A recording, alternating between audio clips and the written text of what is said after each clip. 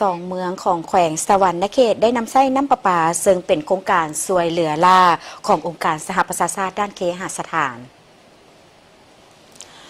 โดยการมอบของทานนางคาซุโกะอิซิกากิผู้อำนวยการองค์การสหประชาชาติด้านเคหสถานประจำภาคพื้นอาซีแปซิฟิกเป็นโครงการสร้างระบบน้ำประปาให้สองเมืองของแขวงสะหวรรณเขตคือเมืองพีนมีขนาดกำลังการผลิต 1,200 เมตรก้อนต่อมือกวมเอา7บ้านมีประชากร 9,000 กว่าคนมี 1,600 ครอบครัวสำหรับเมืองไซภูทองมีกำลังการผลิต 3,600 เมตรก้อนต่อมือกวมเอา14บ้านมีประชากร 22,000 กว่าคนมี 4,200 กว่าครอบครัวซึ่งทั้งสองโครงการแม้ได้รับการช่วยเหลือล่าจากองค์การสหประชาชาติด้านเคหสถาน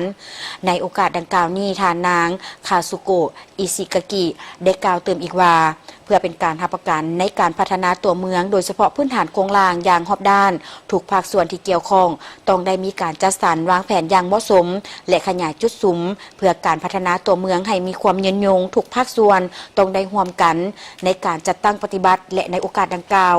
และในโอกาสของกองประชุมตัวเมืองโลกครั้งที่ 13 ที่จะไขขึ้นที่เมืองบากูประเทศอาเซอร์ไบจานภายใต้หัวข้อเคหสถานและการให้บริการขั้นพื้นฐานที่จะไขขึ้นในมม.นี้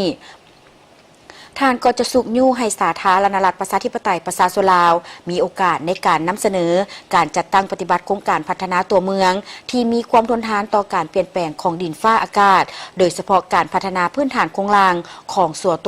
สองตัวเมืองที่ทางองค์การสหประชาชาติด้านเคหสถานได้ให้การช่วยเหลือพร้อมเดียวกันนี้ยังเป็นเวทีในการแลกเปลี่ยนประสบการณ์และถอดถอนบทเรียน